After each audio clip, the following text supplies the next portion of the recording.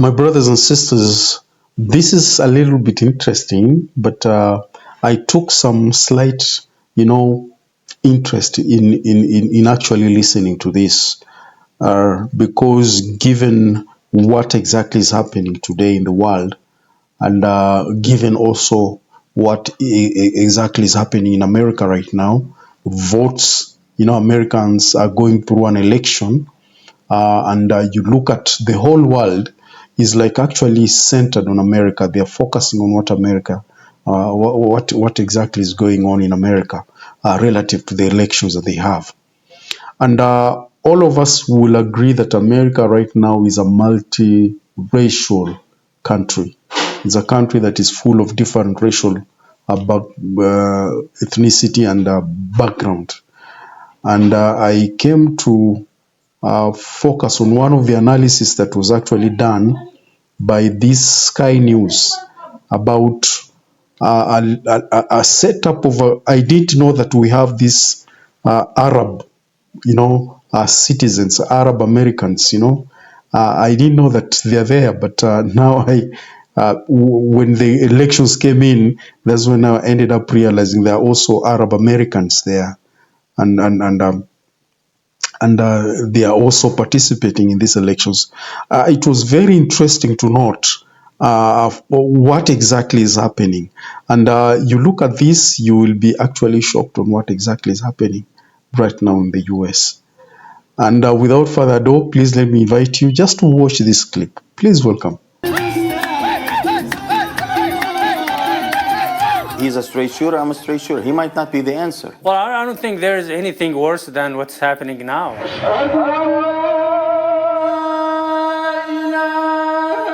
It's a chance. With the Democrats, I have no chance. He tried to steal the election. I'd rather choose someone that isn't interested in killing off my people. Democrats, leaders in the state, have basically abandoned the community. And I think the damage is great. America is full of contradictions. This is the story of one of them, the Arab Americans who will vote for Donald Trump.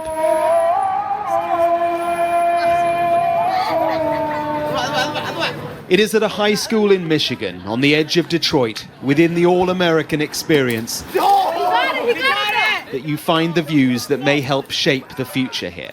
We don't know what she's going to provide. We don't know what she's going to do. So I think it's just a safer bet to go for Donald Trump. I'm actually asking people around me to see what they're voting, and the most person that I got is they're voting for Donald Trump. Really? Yeah. Look it up. If this feels in Congress, well then drill a bit deeper, because this is a section of American society shifting. The students here are first and second generation immigrants, and overwhelmingly Arab American. The teachers are too. They call him Mr. Gus. Kassan Shahab is a pillar of this place, Palestinian by birth, American now to the core, and Trump is his man. I think Trump is not a politician.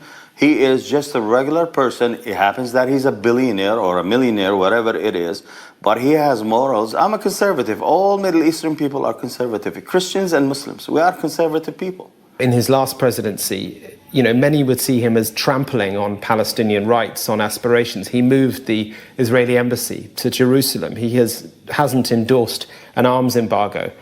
I wonder how that fits with your history and your views. Give me one president who did. In the canteen, Mr. Gus's views have prompted debate among a thoughtful bunch of first-time voters. I do like having educated conversations with a lot of my teachers, like outside of class time. My parents probably split, but we never talk about it. I think they're gonna support Donald Trump because of like the way they give tax dollars to them and everything. I'm definitely leaning towards Kamala at the moment. Frontier International Academy is in the heart of Hamtramck, the only Muslim-majority city in America. And there is no better place to understand how shifting loyalties, changing politics, will help mold the result of this election. Because the path to the White House without winning here is hard to see, and it's all about the margins. Hello, Mr. Mayor. Mark from Sky News. How are you?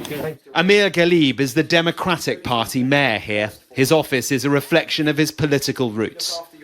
But look what happened on Friday. Why Trump? It's a combination of two things. Disappointment at the current administration and hope that the new administration led by Trump, if he wins the election, will do something different that will help resolve some of the issues locally and internationally. And that's what's most revealing about all this. The shift to the right here is a consequence of a gradual leftward shift by the Democrats. It's about the real war in the Middle East, yes, but it's also about culture wars in America, too. Last year, an attempt to fly a pride flag on city property was blocked by the mayor and his team. There's so much aggression and attempts to enforce certain values on the majority of this community, on schools, on public properties, city hall buildings. The Democratic Party is not doing anything to prevent that shift in dynamics.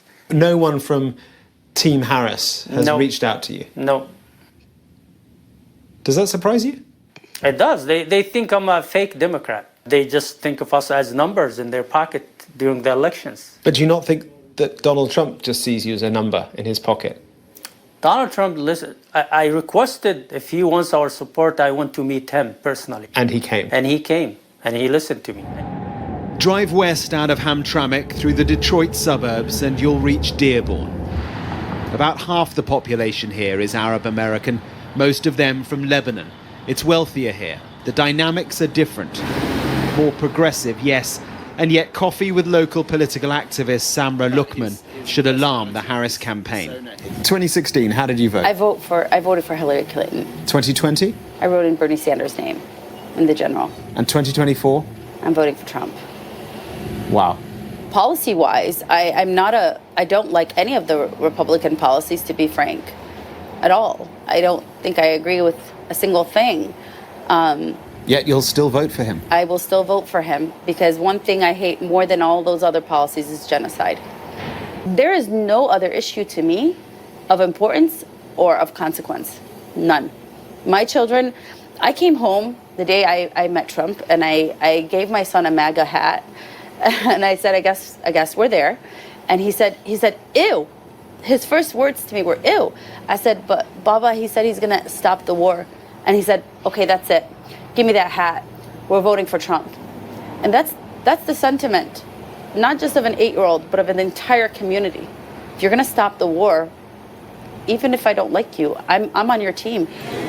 Inside the Yemeni-run cafe, Sarah Chabin is voting for the first time. It is a conversation that reflects a conviction on one issue, but compounded by a broader conflation. What about the prospects of America's first female president? It's just not enough for me to want to vote for her. On one hand, you have a former president. He says he wants to fix the situation and that a war wouldn't have happened if he were president. But at the same time, he says some conflicting things about us, some racist things. And on the other hand, you have Kamala and all of these promises she's making. Like she had time to do them, and I don't think she's going to. This journey through communities which now feel forgotten and unheard ends where it started for them. It was Detroit's Ford factory which drew so many Middle Eastern immigrants here, and with the founder of the local Democratic Party caucus, a startling conclusion. I could assure you that it's not just about Michigan. This is a nationwide phenomenon. I am worried. I am very worried. And I think the damage is great. Do you think that the Democratic Party has messed up this campaign? Yes, I believe so. I really do. And so it is then about much more than the war. It's the threat to their conservative values. They came to America for the freedom to live their life their way. It won't take many to swing this state and streamline the path to the White House. Here, through all the contradictions, they are swinging to Trump. Mark Stone, Sky News, in Michigan. Yes, it's a societal change. America is experiencing a societal change. Very, very. But all in all, I wish you the best, my dear wonderful brothers and sisters from the United States of America. I wish you the best. Wish you the best. I know your elections are always superb. And remember one thing, the whole world is watching, man. The whole world is watching. So be safe and do that one which is right. Otherwise, we are praying for you, and we're praying that may the peace of God and His love prevail in everything that you do, man. Because we are watching you. You've been all that inspirational to the whole world. Thank you very much. God bless you. I'm looking forward to see you again in the next video.